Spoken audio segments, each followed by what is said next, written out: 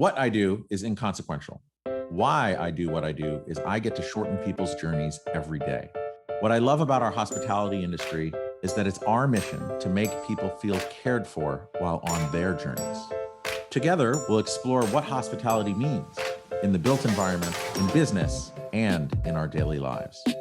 I'm Dan Ryan, and this is Defining Hospitality.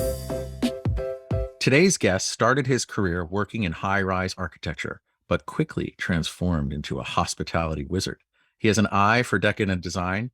He's one of two humans I know and really appreciate from Tasmania. He is a partner at Dutch East Design. Ladies and gentlemen, Dieter Cartwright. Welcome, Dieter. Hi, Dan. How's it going? It's good. I really like your wizard beard. It's got a few more feet to go. Yeah, true. That's really funny.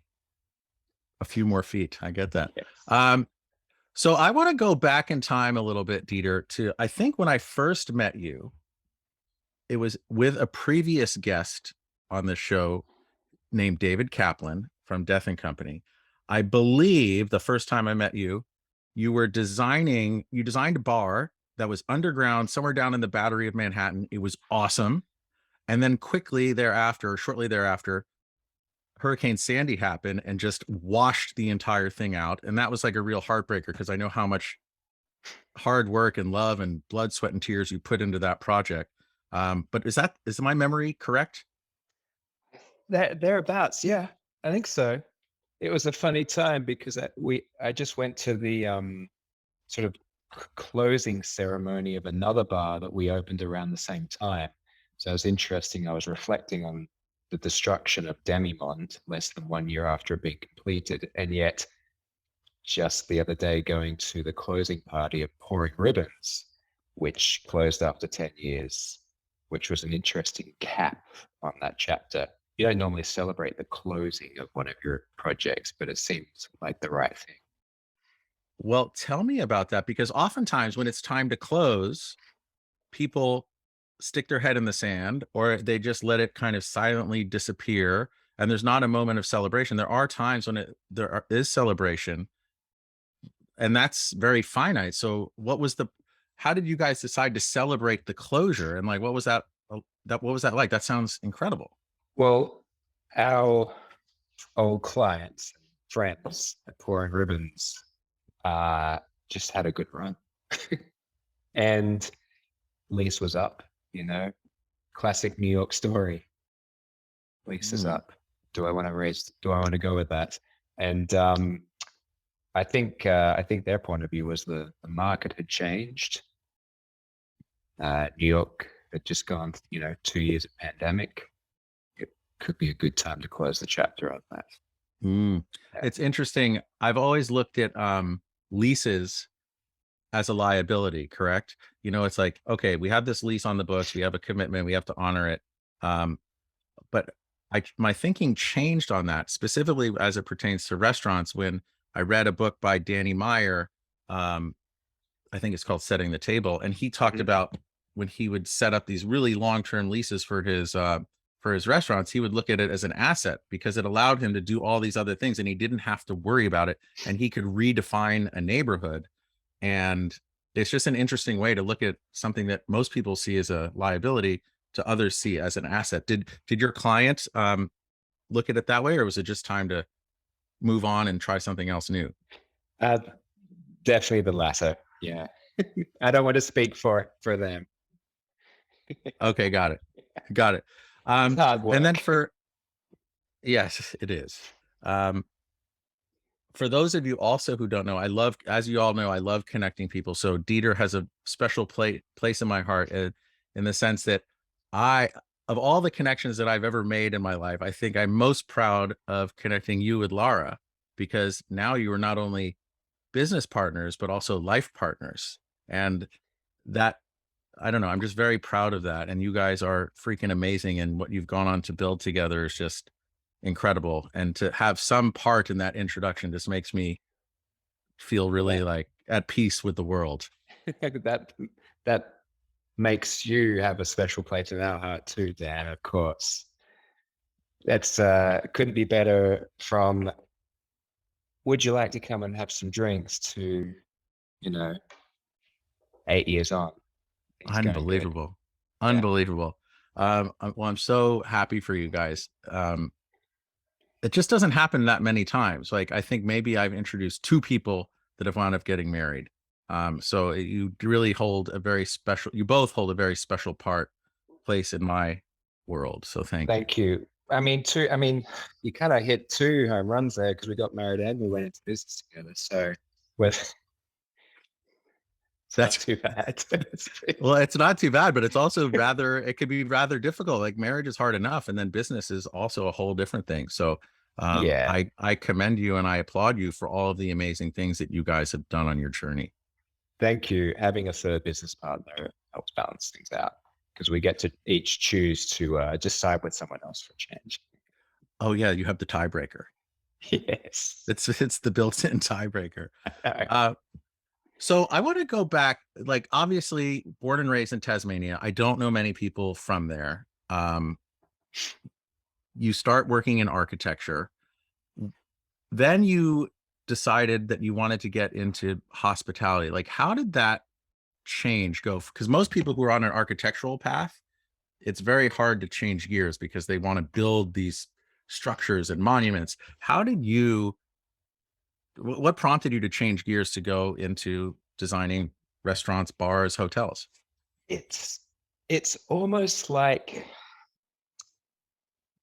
it's almost it's hard to say which I was changing gears from and to be honest, because okay, yeah, I wanted to be an architect since I was in single digits for sure. Um, and during the construction of my parents, the first house that my parents built, I would be running around after the builder with these little house plans that I'd drawn up, saying, "Can you critique?" Like I was literally 7. Um, but then, you know, at age 18, I like to say I squeezed a 5-year architecture degree into 10 years because I was traveling the world and bartending, in London and Spain and back in Sydney. And it bartending and running bars became this big distraction from finishing my degree and pursuing a career as an architect. But it ended up being the other way, and then it was a matter of just finding a way to put design and many years in hospitality, working in hospitality together, and it just seemed automatic to be designing bars, restaurants, and hotels. It was kind of like the only thing that was right at the time. And it's interesting too, because I think of, to be a bartender, a barman, bar person, it's really in many ways the ultimate in delivering hospitality to others, right? Because sometimes you're just getting someone a drink, sometimes you're laughing with them, sometimes you're their psychologist, listening to all their problems. And I think you just get a really broad spectrum of just life and people. um, what part of that, the interacting with people from behind the bar, specifically helped you change gears to design bars and hotels and restaurants? It I think, like I said, I don't know which came, which cart or which horse came first, but It was the chicken that came first. yes, yeah, I put the chicken in front of the cart. I don't know. Um, the I mean, I was a designer through and through, and I think working in bars and restaurants just helped draw out, um, some that sense of hospitality, I suppose, Mhm. and really using design as a way to create a place where people could gather and enjoy and experience, but using you know allowing the two to feed off each other. They're kind of it's a beautiful symbiosis between the two for me. Running bars and working behind the bar, you just get to kind of see everything that's going on, and you even have this barrier you get to interact, but you can always pull back behind the bar. And so just really enjoying how people interact and seeing how you can foster that. You also figure out how the whole thing should be working. So operationally speaking, of course, it has to work. But I suppose that element of just being able to create an environment for somebody. And as a designer, I have a strong appreciation for, okay, we can build the car, we can give you the keys, but you have to drive it. So we can only take you so far as a designer. So we work very closely with operators to make sure they've got something they could drive. And then in the introduction that aside from the wizard part, which I just felt compelled to write, I know you're not a wizard. Everyone, Dieter is not a wizard, although he may play one on TV. I did say something about decadent design. I feel like I got that from somewhere in some bio of you, decadent design. How do you define decadent design, and does any of that come from your bar experience? Oh, I think maybe decadence and wizardry may be misnomers in the description. If I was to be perfectly honest, maybe some of our work feels very decadent. It's sort of very indulgent and rich. And actually, Demimon, the project you mentioned, while it was ill-fated, was absolutely to be that. But in some of our other projects, actually, you're totally right. I pulled that myself from my experience at Demimon, decadent design, and I totally forgot. Okay, because actually, I want to dig into that a little bit, because for those of you who don't know, this was like a really cool underground bar. And then there were these kind of banquet booths that had these, for lack of I don't know the words to do it, but like a macrame rope kind of divide. It's not macrame. But it was like this rope dividing screen, but it was actually, you had a Japanese woman who was skilled at the art of like bondage, tie these knots. It was so freaking awesome. And part of that story was decadent and awesome. But also, I just remember that opening party was just like amazing. How did you pull all that together? That is so we were inspired by Kibaku, this Japanese form of rope bondage. And so when we were trying to divide the space, we thought it would be very interesting to see if we could use that technique to create screens that were permeable, that divided up the space. And, Dave was there, we presented it and we got sign off. And then and that was a really good early lesson in design. If you are capable of cooking up a harebrained idea that your client loves, you better have the aptitude to pull it off. And so through research, we were able to find Midori. She came in. She was on site for a week while it was a construction site. She was tying lots of knots. Yeah, it was so awesome, and I think that's also just really important in all these conversations that I'm having, mostly like of all the conversations I'm having, many on the design side. And it's really about like, what story are you telling? How do you focus in on that and effectively tell that? And for Demimon, like that was definitely a part of the story, and it made it a very special place, as short-lived as it was. Thank you, Hurricane Sandy. Yeah, but that was a very layered story. How we named it. It was almost a bit too layered from a branding point of view. There are just probably too many stories that we're trying to sort of squish into one place. I'd say we're much more pared back now, and So in a way, it was almost too much. It was too complicated. But sometimes I find that when you push the limits too far, one way or the other, oftentimes they're very important parts of anyone's journey, because it also helps them find their true path as well. Wouldn't you say? Yeah. Well, as an experience point of view, or as a design? All of the above. Yeah, I think really. as a designer, it was an incredible lesson as Mm. from a process point of view and a fabrication point of view, implementation. Lots of good lessons there. But yeah, you can backfire though, because yeah, maybe someone went to them and were like, "Oh, this is great," but then they wrote the Yelp review, which I love, too much like a pirate ship, because they saw ropes and just understood it was the rigging of a ship. So you've got to really, yeah, you've got to But then really you could change the uniform of everyone working there and give them an eye patch. to totally have an eye patch. Yeah. Oh, Jack, so now we can start talking about Johnny Depp, which we won't. Um, Jack Sparrow.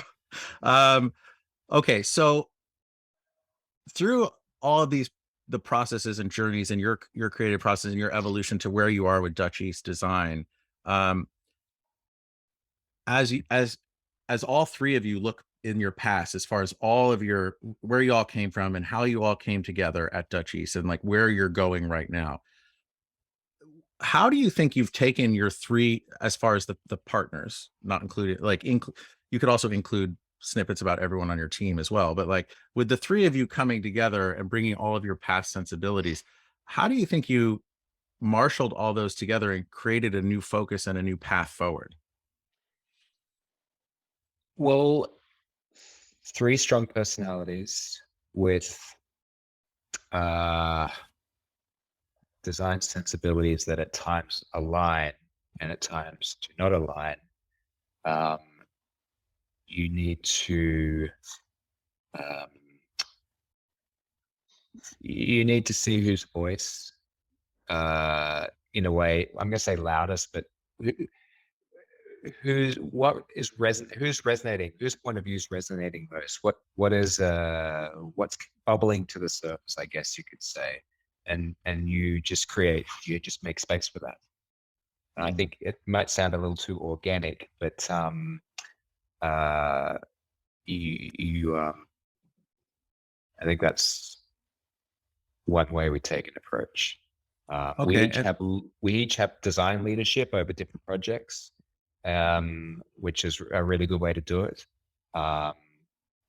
And yeah, So let's go to an example of where you guys your opinions on what the outcome is divergent, right?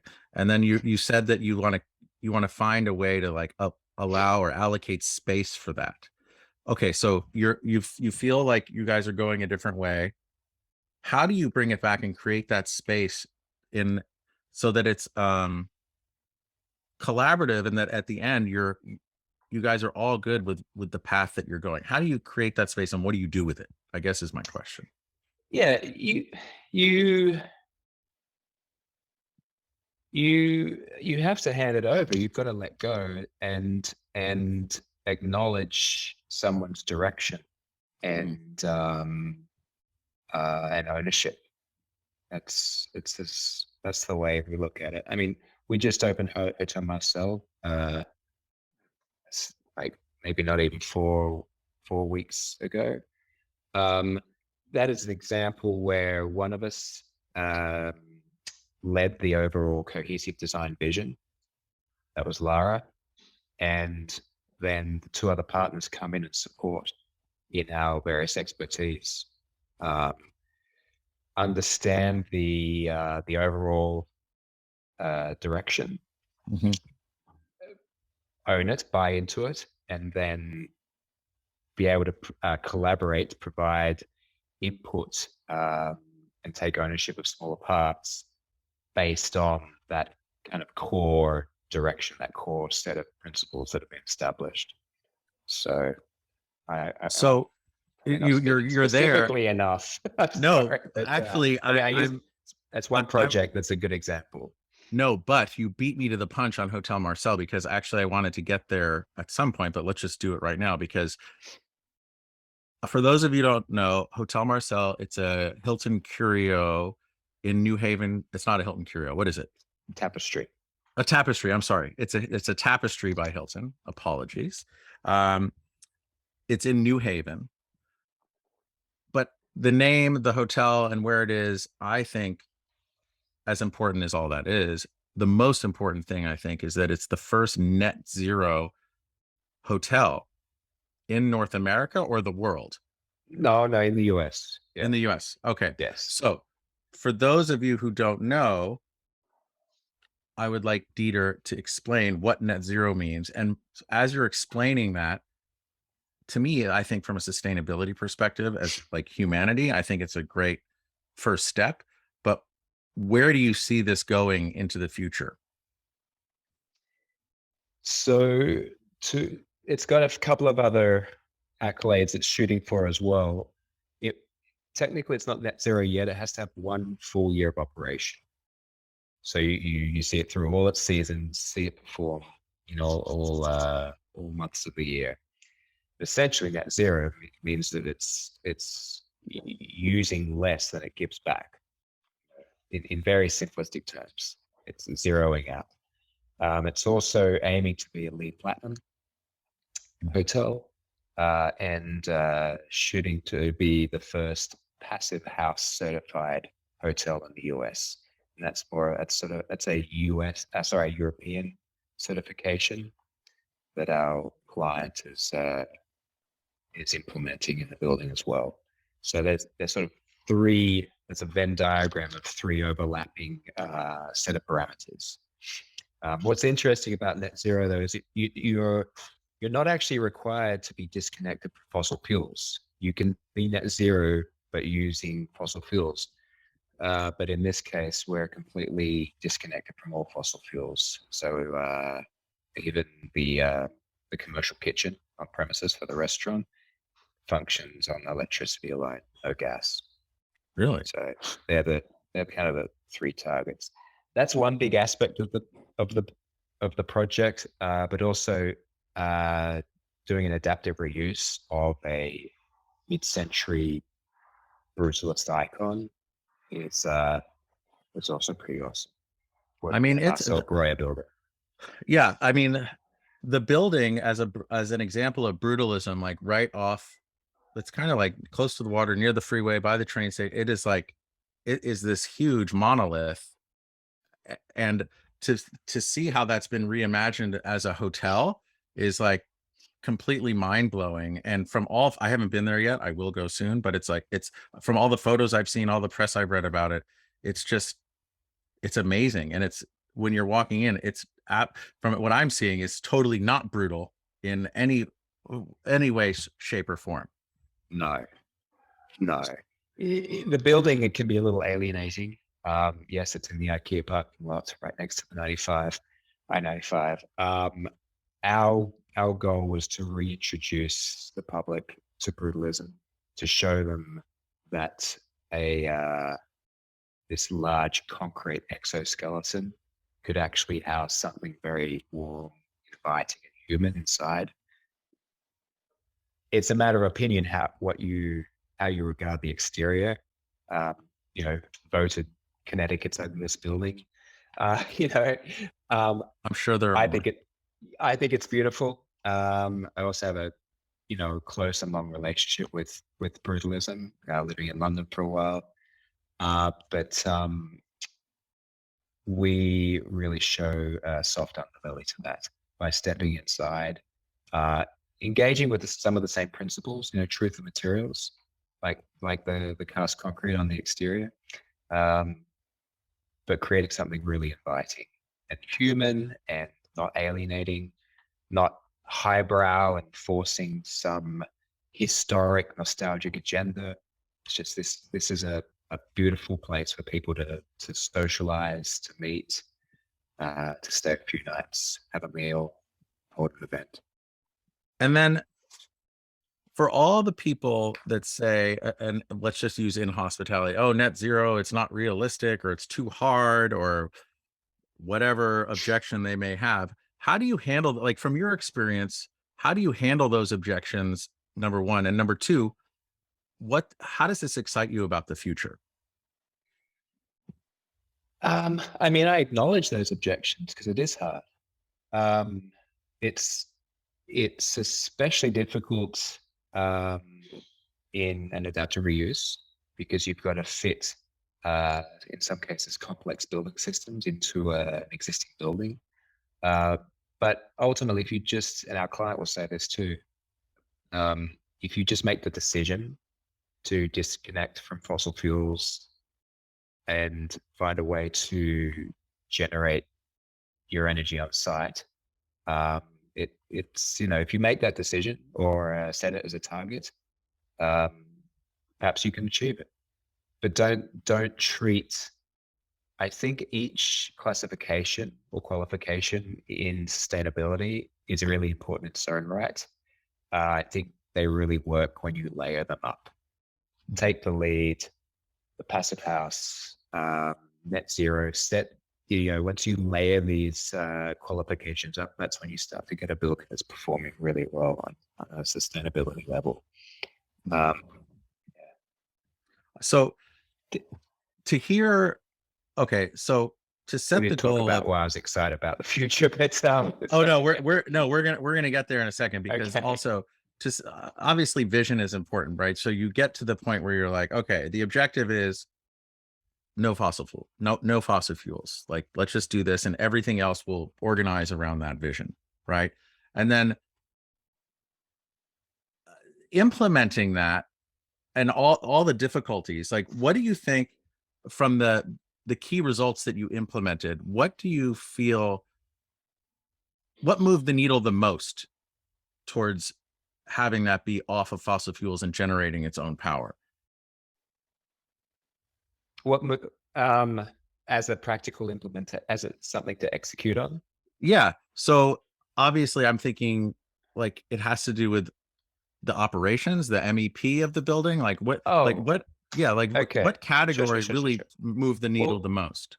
I mean, on-site generation of your electricity. Hmm. I mean, the whole roof is covered in photovoltaics, as are many of the car park canopies. So generating electricity on site, um, implementing the latest technology you can in battery storage. Um, on top of that, you are also doing your very best to lower energy consumption. And that's done by creating a perfect seal of the building, establishing a satisfactory temperature inside, and then managing heat gain and heat loss by having a very well insulated sealed building. On top of that, reducing energy consumption by using power over Ethernet, which is a technology that's not being deployed in many hotels at the moment, but that power over the Ethernet, it's literally exactly as I describe it. So all the lighting in the building is powered via Ethernet cables at low voltage. So Really? there's no line voltage lights in the whole building. So every single light is connected via So an a Cat Ethernet. 5, like a Cat 5 cable or whatever, Yep. Cat 7 or whatever the Yep. latest. Yeah. No way. Yep. So then as a designer, that must have really changed your whole palette of all the things that you're used to working with. It's just like, like the supply chain must have been very difficult to like figure out what's available and how to make that work. You would think, but it really wasn't that constricting. And so I'm Really? glad you asked. I'm so glad you asked this, because this goes back to that question. Oh, these standards are too hard to attain. We cannot possibly do that. Did it narrow down our selection of custom fabricators for the lighting? Yeah, a little bit, but still there are plenty that we could choose from who had experience working with power over Ethernet. On top of that, one of our favorite vendors, Rich Brilliant Willing, already had all of their fixtures adapted to power over Ethernet. So that was easy. And then from a design point of view, it actually gives you incredible flexibility.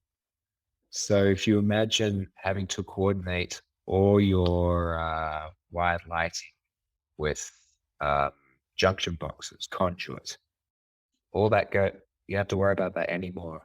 So we can integrate lighting into furniture much more easily. If you can Wow. imagine a bedside lamp built into a headboard, for instance, instead of having to line that up with a junction box and coordinate all of that with the electrician, you're simply running a Cat 5 behind it, and it's a Oh, whole different wow. trade. So And that must it's save a lot of money because you don't need unionized electricians everywhere. it could save some money because you don't need that licensed professional doing the work. But I'd be curious if that ended up being a wash after all. Hmm. Uh, I'll get back to you on that. But just the design flexibility is incredible. And those rich, brilliant, willing guys are amazing. Do you know that my office used to be right next to theirs when I was down on Christie Street? I thought you were about to tell me you leased them space because that No, no, no. happened. You've done that a few times. No.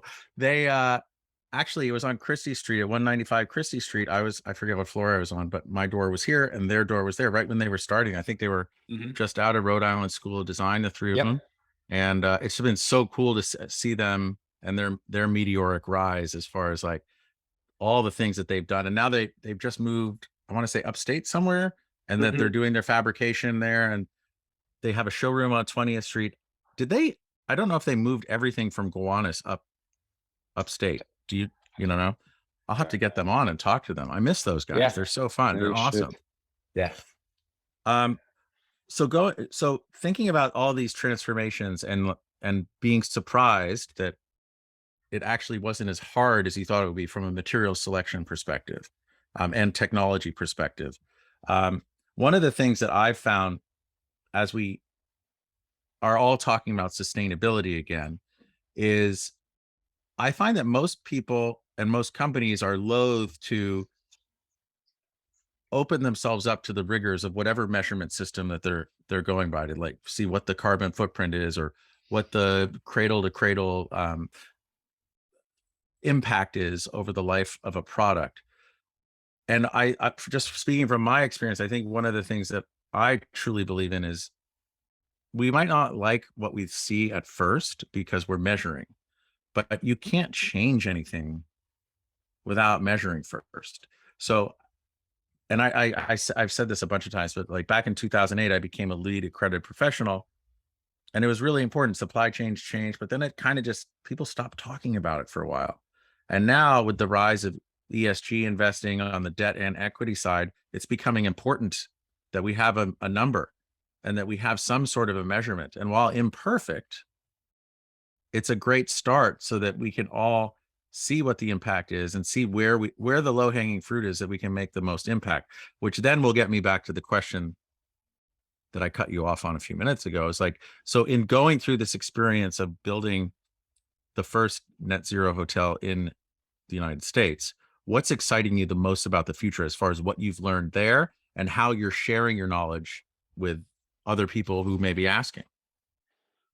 Well, having conversations like this is exciting, and the property getting plenty of press, and our client, Bruce Becker, who's also the architect for the project, having a new platform because it was his first hotel, and he may not do others, um, but I think he's been opened up to a whole platform where his initiatives can actually be acknowledged and absorbed by a whole industry.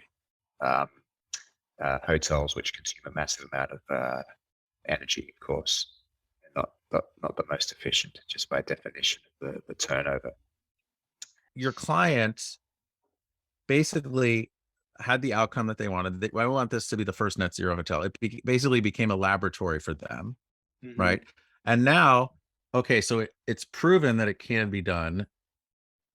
What are the barriers to this rolling out, or how quickly do you see this rolling out, and how can you, through the press and everything else that you're getting, spread the gospel, so to speak, of of accelerating this?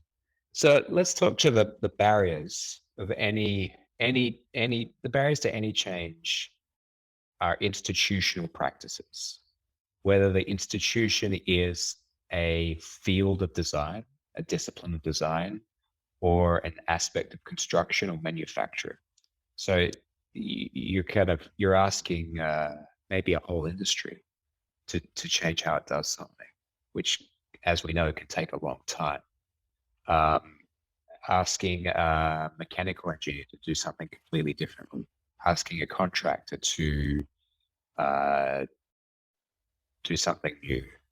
Um, so they're the barriers, I think. But once you, I think if you can gather the right people around you and state your mission and you can you can achieve what you set out to achieve. As an example, we attended a symposium at Grace Farm recently, which is in New Canaan, Connecticut, which was on reducing slavery, modern slavery in the construction and fabrication industry, in fashion and construction architecture, and furniture manufacturing. And one contractor who spoke at that symposium said when they kick off a project with this new agenda, rather than talk to all their usual subcontractors and say, okay, you have to account for all your materials. You have to tell me every single material came from such and such source and guarantee that there was no slave labor. Okay. Which is very daunting for every run-of-the-mill subcontractor. If you think of three subcontractors, three electricians bidding on a project, and they have to account for every piece of conduit and wire. So what that contractor did, he just made each subcontractor on the job kind of own one thing and say that track this one thing, please. Just follow this through. And that was a way to set an achievable goal at the same time as getting them to buy in to a mission, starting small, and maybe that can grow out of that. I'm actually super surprised that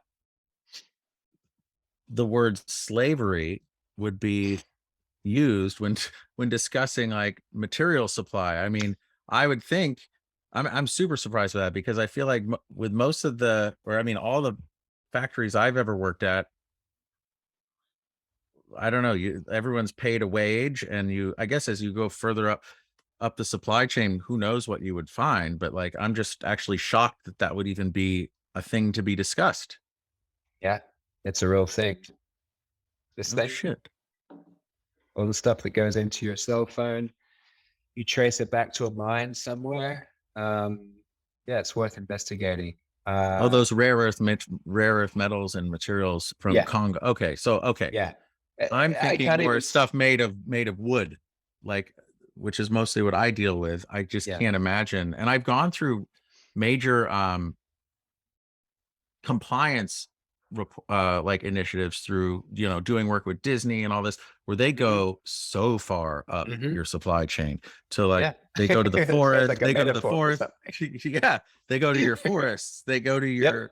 your glue manufacturers, they go to your hinge manufacturers, and they have to make sure that they're That's great. I guess there's no children, which I guess is tantamount to slavery, making stuff. Because could you imagine what would happen to Disney if some report came out that, hey, there's kids making this furniture?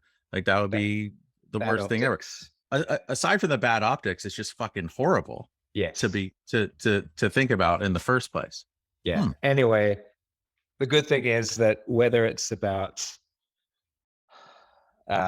let's just call it malpractice on any level, Right. there are initiatives to mitigate it. Mine, there are companies who make it their job to go up that supply chain. Mm. Yeah. Mindclick is a good example. Marriott starting to mandate that you have Mindclick um, follow the breadcrumbs on Yep. your spec package, basically. Mindful Materials is another organization that is following up on labor practices. So there are groups out there who are making this easier for a designer or a client. I yes. Well, I'm a huge fan of Mindclick. I've been through their process a couple of times, and Mhm. it makes it easier for you the designer in the sense that they're vetting things. They're going up your supply chain. They want documentation of every which way. But as a manufacturer, it's not easy. Like it's really a ton of work, and it's a ton of documentation, and it's a ton of Yeah. reporting. But ultimately, it all comes down to transparency. Hmm. And I don't know, many manufacturers are just, they don't want to reveal sources or supplies or suppliers or whatever, where they're getting things. But I think as we think about how can we really know where everything is from, everyone needs to do this. And while I said before, like we might not like what we see at first, it's so necessary to that first step. Because again, if it can't be measured, it can't be changed. Yeah. Remember, you use the word betting, but in many cases they are just reporting. Mhm, Mindclick are just nobody's saying you can't do that. Just saying mhm. if you do this, this is what it will cost you from a carbon footprint point of view. It's the Correct. reporting that you're speaking of. That's the best place to start. And then what I also love about it is it's not like a binary red or green, right? It's, Mhm. hey, let's look at the whole life cycle and see, Yes. because like we all can't be perfect. But if we look at everything in its totality as a manufacturer, but then as a project or as a portfolio of hotels or as a country, then we can really start to make change and see what levers we want to pull on to make the biggest change. Hmm. Um, Yeah, it's a bit of a minefield to be honest. You Yeah, but know, it's good, and the it's only way to change is we have yeah. to everyone has to be willing to take that first step. So going Mhm. back to the question of this net zero for hotels, how do you see this rolling out? Like, I'm sure with all the press, you must be getting a ton of interest from other clients that are like, "Hey, we want to explore making this hotel net zero." Like, what are you seeing out there? What's the chatter? Is a wave coming? I don't know if it's a wave. I think around net zero is the whole question about um, uh, electricity generation. And that's a massive global conversation. Uh, as I mean, I don't know if we should even go into that, but um, I think that's a really big question about weighing fossil fuels against being able to generate electricity. Um, as we're all taking, um, I mean, if every car tomorrow switched to electric, the whole country would have a meltdown, basically. So we have to Yeah. transition very slowly. We just don't have the infrastructure. Maybe it's with microgrids, or don't have a countrywide infrastructure, don't have just a local infrastructure, but just somewhere in between. Well, I also think about, if we look at the traditional fossil fuel companies, so the Exxons, the Mobils, the British Petrols, all the Aramco, Saudi Aramco, really what they are, and I don't know if they really look at themselves this way, but they're energy companies, correct? Mhm. So, okay, yes, the majority of their business is fossil fuels because it's the most easily distributed and harvested and delivered to everyone. But if you you mentioned the photovoltaic cells that are on top of Marcel and also on the parking garage. I heard a few years ago that the efficiency on photovoltaic cells is following Moore's law. And I don't know if that's still the case, but basically what that means is the efficiency is doubling every 18 months. Where if you plot that out 5 or 10 years into the future, it's not too far away if that improvement still keeps going, that many of these companies really need to switch to being energy companies. It also draws into question like some nation states of what makes them so powerful or important in the world scene. Like once those fossil fuels go away, like what's Yeah, the point? yeah, yeah. Maybe we don't have those answers. But it's but it's But but it's I mean it's heavy shit, but it's also I think it yeah, gets us closer to that, Star Trek future where, we I think that with energy consumption, you know, it's also I think you could plot human progression in alignment with whatever energy consumption is, right? So whether you're building atom smashers or Mhm. nuclear power plants or spaceships or satellites, none of that's possible without energy. So, Massive energy. Yeah. and if we can get to a point where there's like unlimited energy, I mean, it just, it's we start walking into the world of Star Trek. And I'm really hopeful. I know like things are really crazy in the world right now, but I'm hopeful that that unlimited energy future is not too far away. And I'm hoping that, and again, it's all these things where it's like waterfalls start with one drop of water, right? So it's like, how can this net zero hotel or all of the other initiatives that are happening, or the improved efficiency in photovoltaic cells, how can that all be these single drops of water that are leading to this waterfall? Well, I mean, let's look at just the choice not to build a new building and reuse an existing building. I mean, that alone is the first initiative made in this case for Marcel, but probably made the most impact, to be honest. Yeah, Because you can build an extremely sustainable building. If you build it from scratch, that may offset all the gains you just made in energy by making it operate sustainably. So that may actually be where you make your first significant impact. totally. Um, And I think about like when I started doing before I started doing these podcasts, I was writing a lot of these articles on like design and our industry, and it became quite laborious. But one of the articles I wrote was on adaptive reuse. mhm. And by all the metrics, that one had the most legs. Like it got the most likes and the most readers, and like it was thousands and thousands and thousands. And I feel like there is a need, there is a desire for that. And again, that is kind of a layup when you think about not tearing something down and using all the energies and materials to build something new. Yeah, I mean, just as an interior designer in New York, everything is an adaptive reuse. I mean, Totally. as soon as you've done half a dozen bars or restaurants in Manhattan, you realize that you're always finding opportunities in what already exists, Mm, and seeing the economy in that alone. mm, You're also building on, hopefully, the cultural and social um, heritage or strength of an existing building sitting within a neighborhood.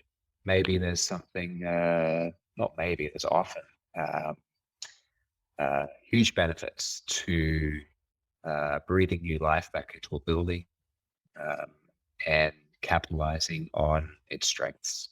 mm. We've been lucky to have this is our third adaptive reuse in a historical building. Um, and we're just about to kick off another one. So it's Great. it's yeah. Keep up the good work. So and that's super exciting to me that, oftentimes the things that we can have the biggest impact are just sitting there already there right in front of us. We just can't see and reimagine how to use it. So that's really exciting about the future.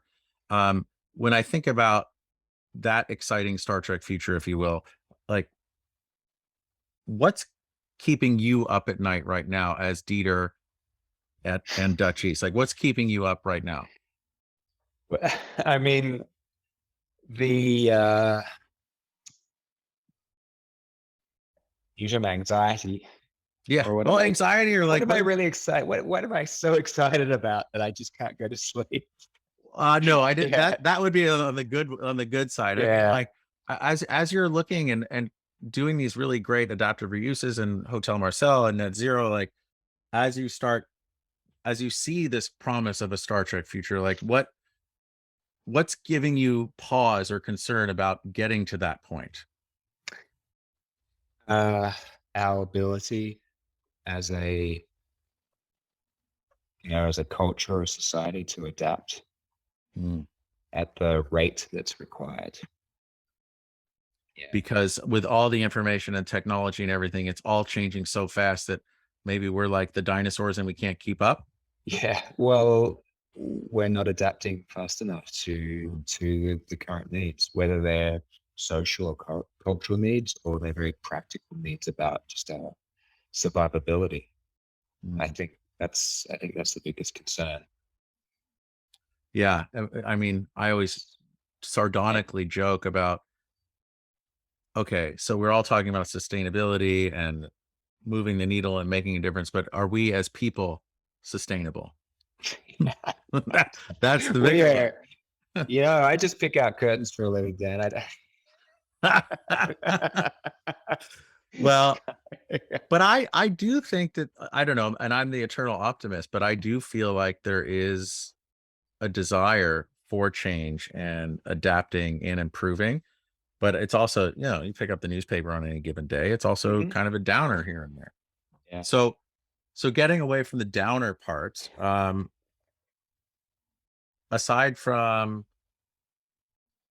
everyone's push into sustainability, the new adaptive reuse projects that you're working on, like what's exciting you most about the future? Um, I'm going to take the practical needs of sustainability as an automatic uh, need that we're going to fulfill. The thing that excites me most is breathing new life back into neighborhoods, or um, moving the needle for to affect positive change, Mhm. whether it's just a building alone or a neighborhood. Um, yeah, that's what I'm most excited about. Engaging in a new market, finding a new project, and just falling in love with the the best parts of it and bringing those to life.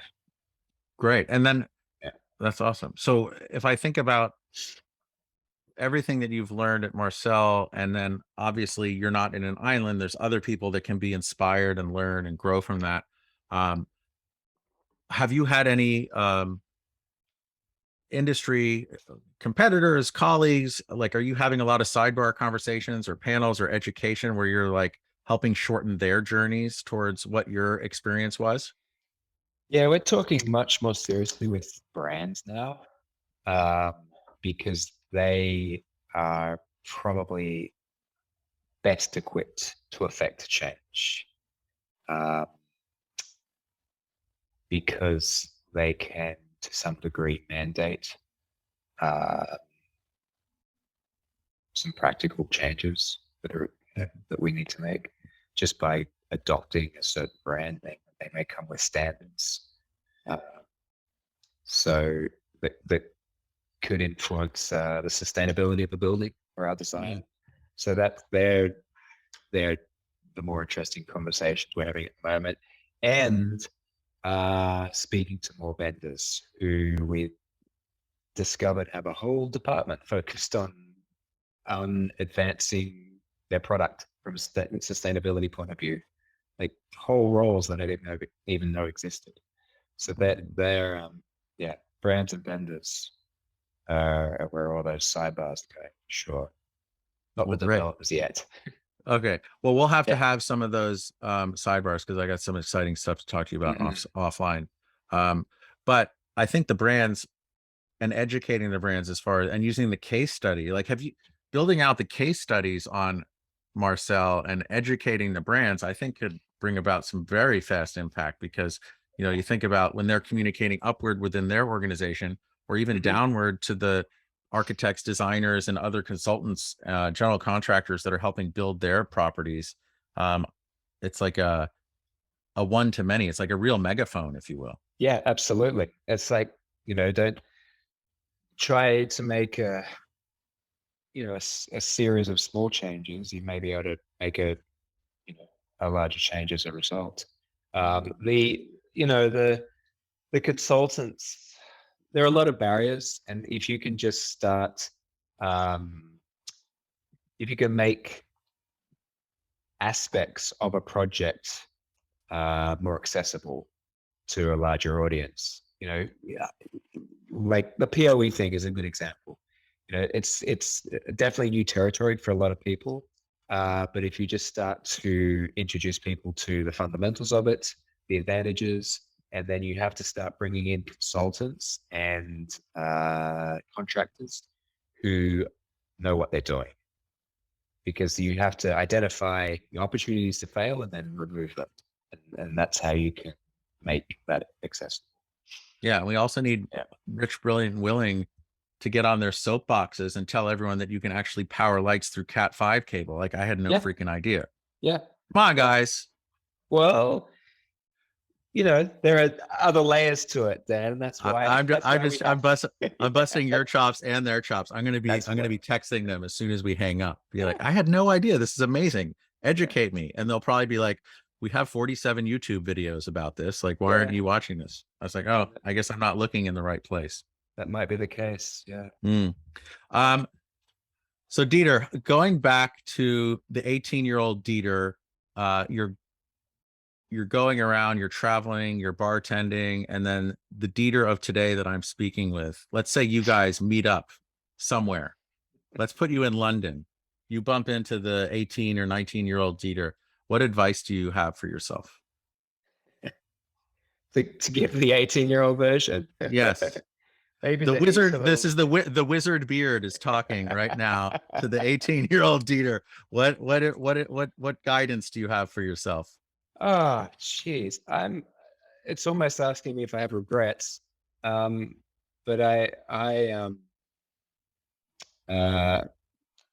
maybe phone home more often. make mom and dad happy. Yeah. That's a good one. Yeah. I think my parents would have appreciated that. Yeah. But phone home. Yeah. Okay. I love that. So no regrets, phone home, be a better son. Yeah. Family's everything. I love it. So Dieter, as we're winding up, how can people connect with you and learn more about all the initiatives that you're up to? Best way, just hit up our website. Our email's right there. It's goodwork@dutcheastdesign.com. Awesome. Yeah. Dieter, I want to say thank you so much for your time. This has been awesome. I can't wait to learn more about Hotel Marcel and actually go there. I want to go. I will be there soon. I would actually love to get in the car up with you because there's some really good food trucks like right around the corner that I love. There's a whole street of them. Yeah. Yeah. And the hamburger was invented in New Haven. See, New Haven as a new nutmegger, which is someone from Connecticut, like, I don't know. They can claim the hamburger was invented there. They can claim they have that New Haven is the best pizza. Mm-hmm. I don't know. I think it has something to do with like a chip on our shoulders up in Connecticut about being in the shadow of New York City. But I don't know. Maybe. I thought the hamburger was from Hamburg, to be perfectly honest. So I'm going to go to that first hamburger and go talk to them. But yeah. Joking aside, I want to say thank you for your time. No, thanks for giving me the opportunity. Appreciate it's been awesome. And then whatever I can do, and we'll talk about it offline, but whatever I can do to help get your learnings from this whole net zero experience at Hotel Marcel out in front of brands or other people, whatever I can do to help shorten that information transfer would be great. I think it would help me feel like I'm making a difference in some kind of way. And also, more importantly than you, although I do appreciate your time and I'm grateful, and we will go to New Haven soon. I want to thank our listeners because we keep growing every week and people keep tuning in and listening. And so thank you to everyone. And if this has changed how you think about hospitality or design, it's all word of mouth. So please just pass it along. And, we hope to impact someone else. So thank you, everyone. And we will see you next time.